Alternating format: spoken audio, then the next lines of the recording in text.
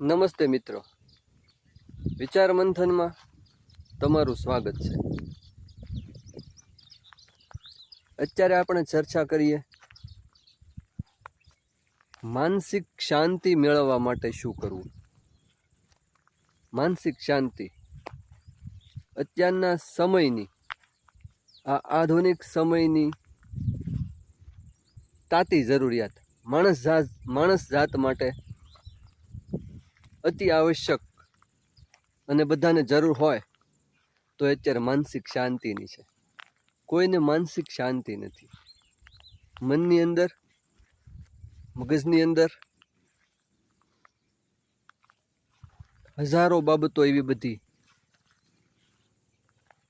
જે મનને ખલેલ પહોંચાડ્યા કરતી હોય. શાંતિ ઘણી જોઈએ છે પણ મળતી નથી. ઘણી બધી સુખ સુવિધાઓ હોવા છતાં, ઘણી બધી સવલતો હોવા છતાં ઘણા માણસોને માનસિક શાંતિ મળતી નથી. ચાલો આપણે એ વિશે ચર્ચા કરીએ. માનસિક શાંતિ માટે પહેલું છે, કહેતો હતો અને કહેતી હતી એવી બાબતોમાં રસ ના લેવો. કહેતો હતો અને કહેતી હતી આવી બાબતોમાં રસ ન લેવો. ઘણી વખત આપણને આવી વાત મળે કે પેલા ભાઈએ આમ કહ્યું, આપણા વિશે કહ્યું હોય. પેલા ભાઈ પાસેથી મને આમ વાત મળી, પેલા બહેન પાસેથી મને આમ વાત મળી, અને વાત એવી હોય જે આપણને ડિસ્ટર્બ કરી નાખે. ત્યાં સુધી ડિસ્ટર્બ કરી નાખે આપણને, આપણી શાંતિ, માનસિક શાંતિ હણાઈ જાય, આપણી ઊંઘ પણ ઉડી જાય. આપણે બધા માણસો વચ્ચે રહીએ છીએ સમાજમાં, તો આવું બધું તો રહેવાનું જ.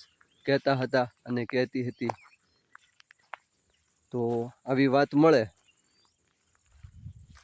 તો સ્વાભાવિક છે કે આપણા વિશે ખોટી વાત એ મળી હોય તો આપણી ઊંઘ પણ ક્યારેક ઉડી જતી હોય છે. તો આવી બાબતોથી ધ્યાન રાખવું અને આવી બાબતનું વહેલી તકે સોલ્યુશન મેળવી લેવું. આનો ઉકેલ જેમ બને તેમ વહેલો મેળવી લેવો, કારણ કે આ વાત પછી આગળ જતા ફેલાય તો એનું નિરાકરણ લાવવામાં ખૂબ વાર લાગી જતી હોય છે. ત્યાં તો એ વાત ફેલાઈ ગઈ હોય છે. પેલા ભાઈએ મારા વિશે આમ કહ્યું, બસ વાતમાં કાંઈ ન હોય. પેલા ભાઈએ કહ્યું કે પેલા ભાઈ આમ કરતા હતા, તમે આમ કરતા હતા, બસ આ વાત હોય. આવી વાત મળે ત્યારે આપણે ન જાણ આના માટે શું શું કરી નાખતા હોઈએ છીએ. આપણી રાતોની રાતો, દિવસોની દિવસોની ઊંઘ ઉડી જતી હોય છે. એટલે આવી બાબતોથી દૂર રહેવું, આવા માણસોથી પણ દૂર રહેવું જે ચાડી ચુગલી કરતા હોય છે, જેમનો વિષય જ હોય છે કાન ભંભેરણી કરવાનો અને બીજાની શાંતિ હણી લેવાનો. માટે આવી બાબતોથી ધ્યાન રાખવાનું. બીજું છે, ખોટા વિચારો કર્યા કરવા. આપણા મનની અંદર 24 કલાકમાં 50 થી 60,000 વિચારો આવતા હોય છે, એવું વિજ્ઞાન કહે છે. આમાંના મોટા ભાગના નિરર્થક જ હોય છે. કોઈ શાંત હોય છે, ક્યારેક ગુસ્સાના હોય છે, ક્યારેક ક્રોધના હોય છે, ક્યારેક આપણને ગમે એવા હોય છે, ક્યારેક ન ગમે એવા હોય છે, ક્યારેક આપણી આજુબાજુની ઘટનાને લગતા, ક્યારેક અગાઉની ઘટનાને લગતા, અને અમુક આવનારા દિવસોને લગતા એવા બધા વિચારો હોય છે. રોજના 50 થી 60,000 વિચારો આવે છે આપણને, એમ વિજ્ઞાન કહે છે.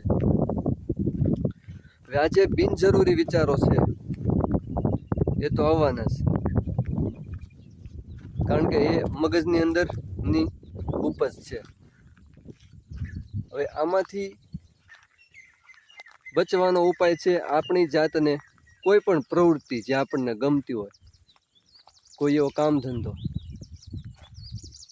આપણું મનગમતું કાર્ય આપણે શોધી લેવું. ક્યારેય મનને, આપણી જાતને નવરા પડવા દેવાનું જ નહીં. નવરા પડીશું, ફ્રી હોઈશું તો આવા બધા વિચારો પજવશે ને. ગમે તે પ્રવૃત્તિ, કોઈ પણ કામ, ભલે એનો આર્થિક રીતે આપણને વળતર મળે કે ના મળે, અમુક કાર્ય એવા હોય આપણે કરવા પડે ને આર્થિક કાંઈ બદલો ના મળે તો પણ મનની શાંતિ માટે એવા કાર્યો કરતા રહેવા જોઈએ. ટૂંકમાં આપણા મનને નવરું નહીં પડવા દેવા. આપણું મન નવરું પડશે એટલે મગજમાં જાત જાતના વિચારો આવશે અને આપણી માનસિક શાંતિનો ભંગ થશે જ થશે.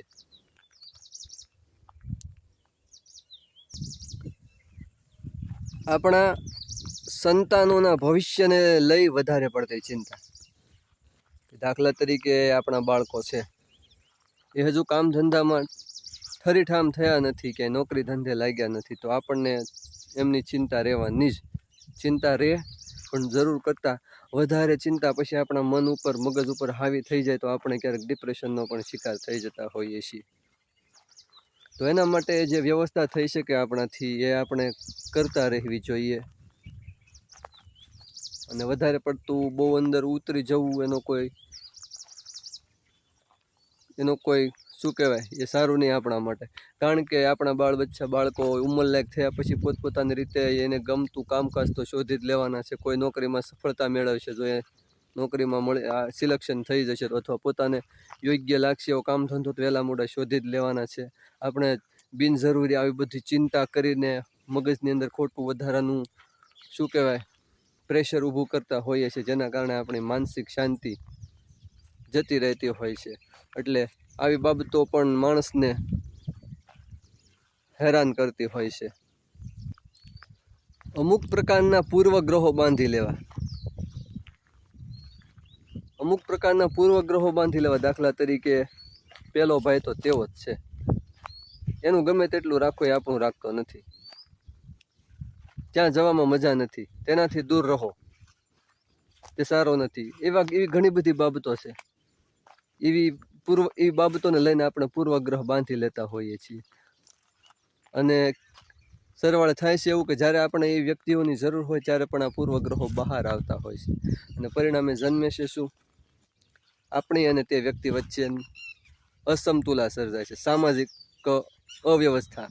આપણે એની જરૂર હોય તો આપણે એને ના કહી શકીએ, એને આપણી કંઈક જરૂર હોય તો એ આપણને ના કહી શકે. પરિણામે શું થાય છે, જીવનમાં સમસ્યાઓ તો આવવાની જ, એકબીજાની જરૂર તો પડવાની જ. આવા સમયે જો એકબીજાને કામ ના આવીએ તો ઘણી બધી નાની મોટી સમસ્યાઓ હોય કે જેને લીધે આપણી સમસ્યાનું સોલ્યુશન ના આવતા માનસિક શાંતિનો ભંગ થાય છે. ટૂંકમાં પૂર્વગ્રહો સારા નહીં, બધા સાથે સુમેળભર્યા સંબંધો રાખવા.